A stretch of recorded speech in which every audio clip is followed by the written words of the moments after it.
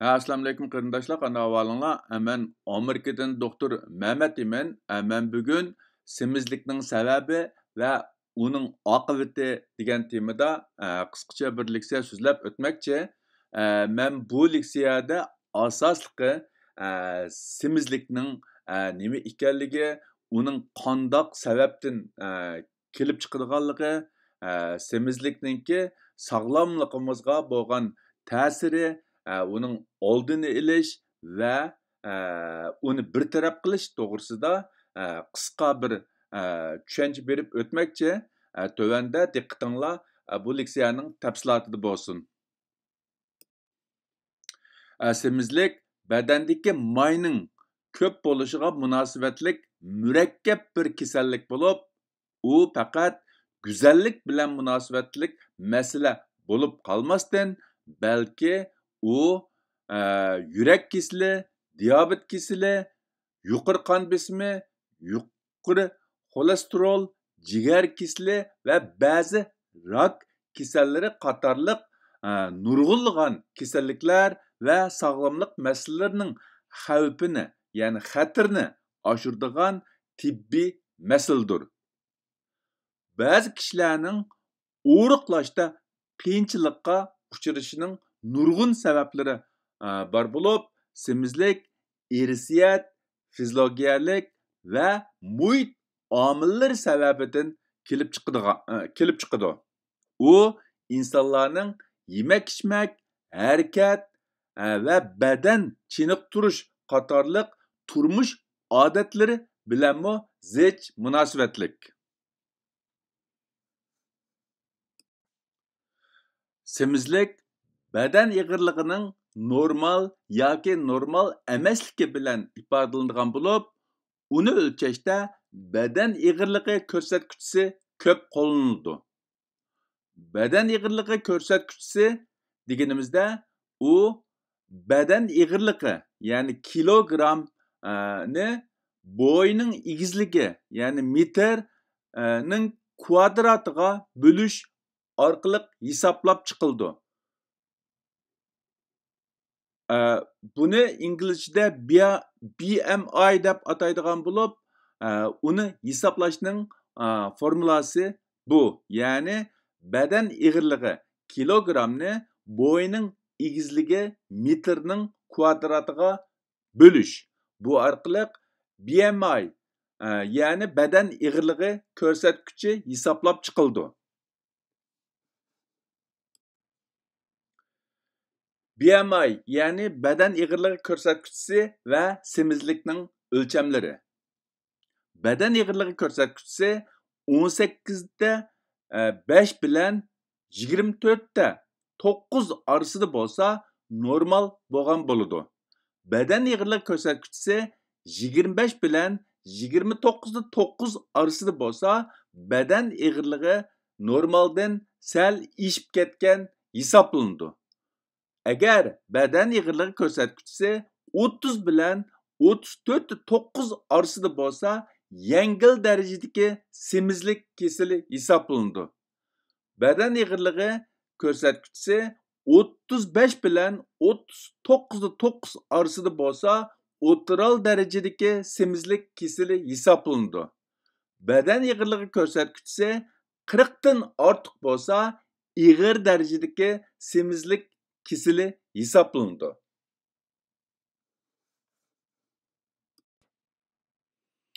Bu ko'rayotganinglar shu BMI, ya'ni badan ig'irligi ko'rsatkichi bilan semizlikning o'lchamlari ni rasm orqali ifodalash bo'lib, bu rasmda ko'rayotganinglardagidek BMI, ya'ni badan ig'irligi ko'rsatkichi 18 5 bilan 24 9 arasida bo'lsa normal bo'lgan bo'ldi. 25 bilan 29 9 arasida bo'lsa badan ig'irligi normaldan ishib ketgan bo'ladi.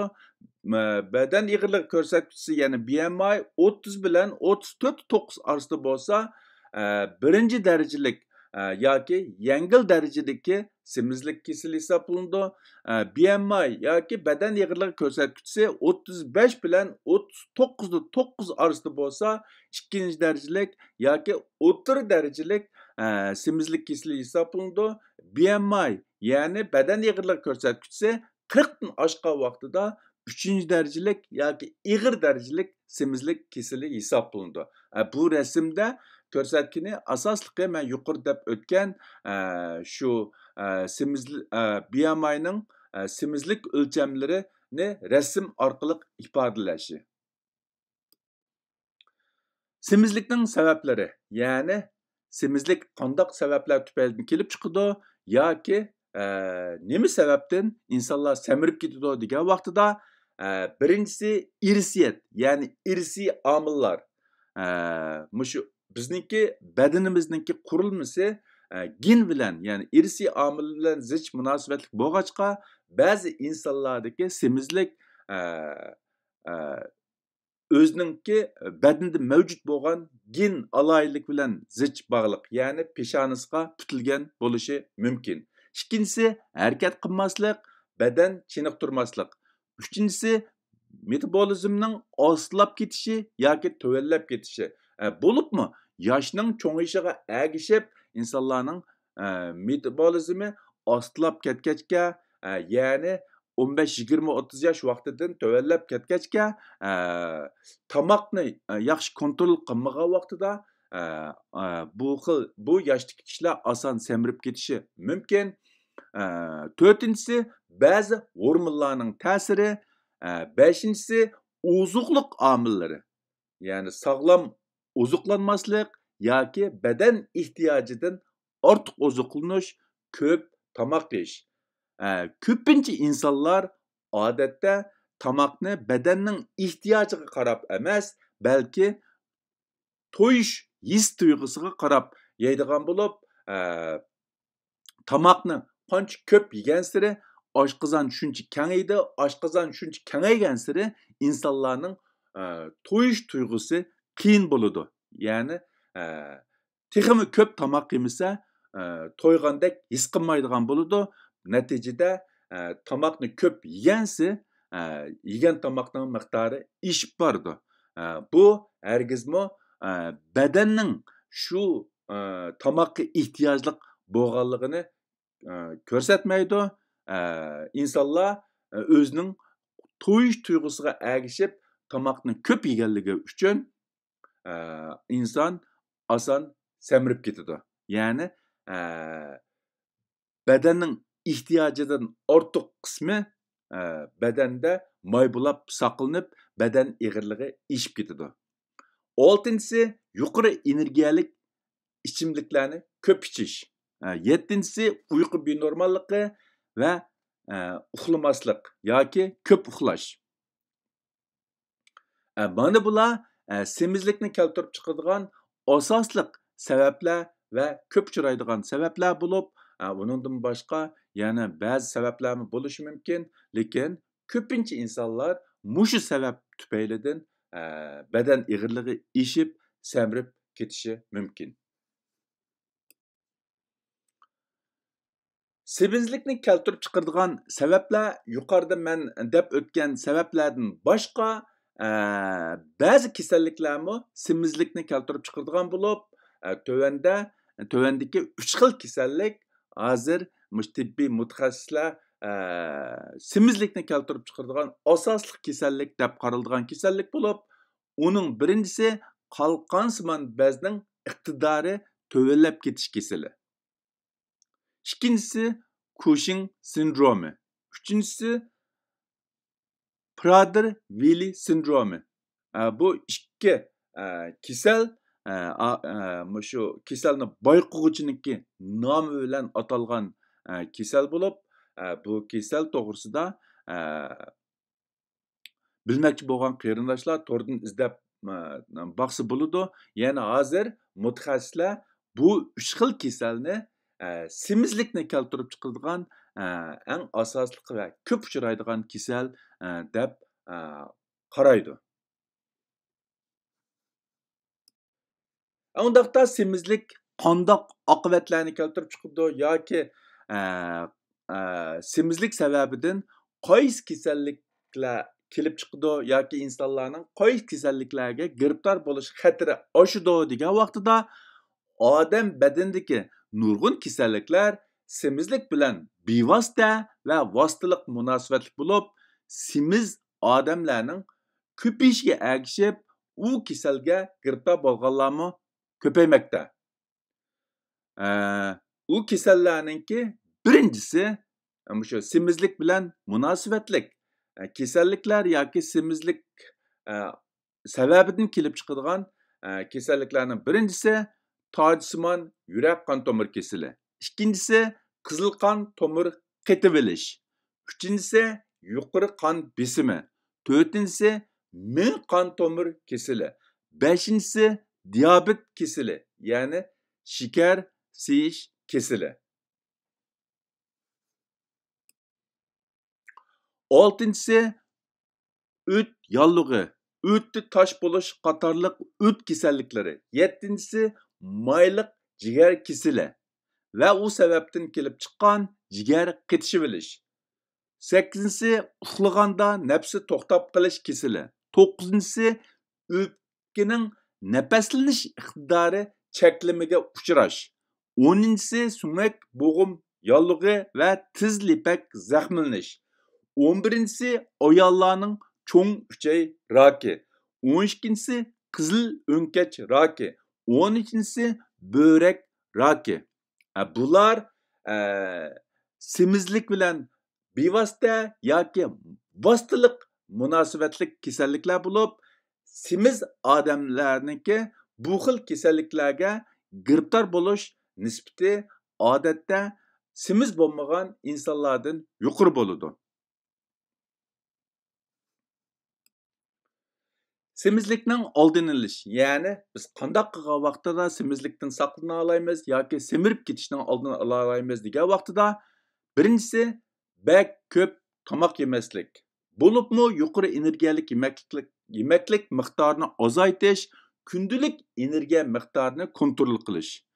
Ya'ni tomoqni bizniki qo'saq to'yish tuyg'umizga qarab emas, badanning energiyaga bo'lgan ehtiyojiga qarab tangshash va kontrol qilish.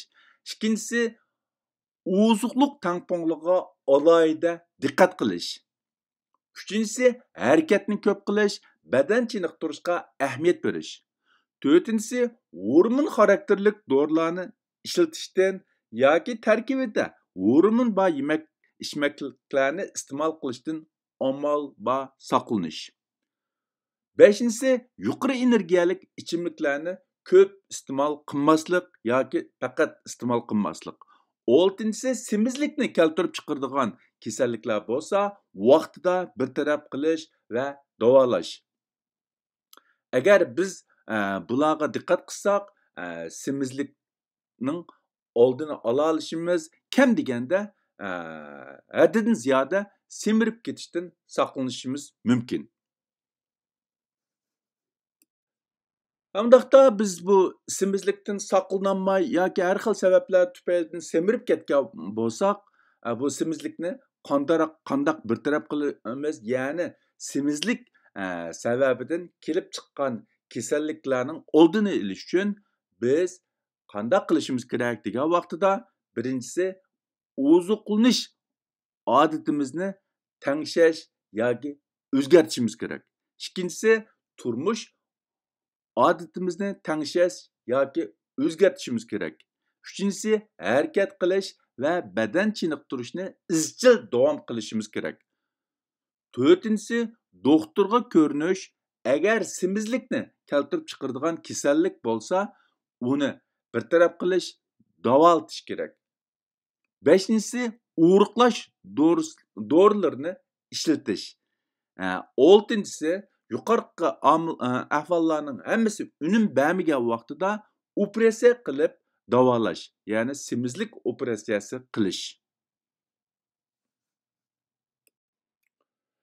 Ko'rayotgan bu 5 xil dori hozir shu o'riqlashda ishlatadigan asosliq dorilar bo'lib, bu dorilarga nisbatan o'xshamagan mutaxassislarning farqli qarashi bor. Albatta, biz boshqa usullar bilan, ya'ni yuqorida men deb o'tgan usullar bilan o'riqlay olsak, bu dorilarni ishlatishninki zaruriyati yo'q. Ya'ni bu dorilarninki har xil aks ta'siri bo'lganligi uchun faqat amal bo'lmagan vaqtida ishlatish tashabbus qilindi. Bo'lmasa oldi bilan yuqorida men deb o'tgandagidek badan chiniqtirish, tomoqni kontrol qilish orqali o'riqlash tashabbus qilindi. Ammo yuqorqi omillarning hammasi unum bermagan vaqtida bir qism kishilar o'ziniki amaliy ahvollariga qarab bu dorilardan birini yoki ikkini sinab baqsa bo'ladi. Alohida ta'kidlab o'tadigan bir ish, yuqorida man deb o'tgandagidek bu dorilarniki belgilik aks ta'siri bor. Shunglashqa amal bor, boshqa usullarni qo'llanish, boshqa usullar faqat unum bermagan vaqtida anandan keyin bu dorilarni qo'llanishni o'ylashsak bo'ladi. Semizlikni davolash operatsiyalari. Hozir semizlikni davolashda qo'llanayotgan bir necha xil operatsiya usuli bo'lib, ularning ichida muhimroqi tuvandagi 3 xil usul, ya'ni so'l tarafdagisi oshqozonning ichiga mushu sharcha, ya'ni havo bilan ko'ptiradigan sharcha silib, uni ko'ptirish orqali oshqozonning sig'imini kichigiltish, shu orqali insonlarning to'yish tuyg'usini tezlatish, ya'ni ozroq tomoq yegandan keyinmi to'ydigan qilish. Bu nisbatan aks ta'siri eng tuvan bo'lgan va uni qaytarib olish, ya'ni pushaymon qilgan vaqtida uni qaytarib olish ehtimoli yuqori bo'lgan bir xil davolash usuli bo'lib, shu sharning ichidagi gazni qo'yib o'tib, sharni tortib chiqarib olish tamoman mumkin.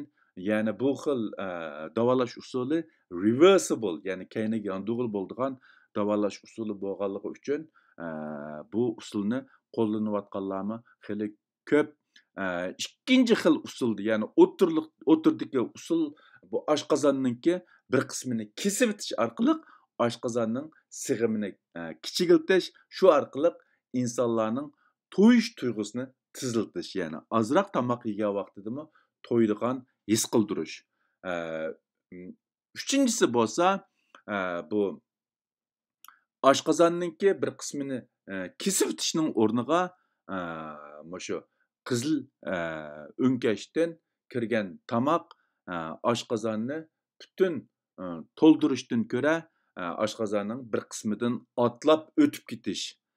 Bumi oshqozonningki sig'imini kichigiltish orqali insonlarni texmi oson to'ygan his qildirish orqali o'riqlatish. Ya'ni bu operatsiyalarning asosli maqsadi nima degan vaqtida, asosli maqsadi tomoq miqdorini kontrol qilish, ya'ni insonlarningki to'yish tuyg'usini tezlatish orqali yeydigan tomoq miqdorini ozlatish va shu orqali o'riqlash maqsadiga yetish. Bugungi bu semizlikninki sabablari va uning oqibati degan temadagi qisqa leksiyani shu yerda to'xtatmoqchi. Hammanglarning diqqat berganinglar ko'pdan ko'p rahmat.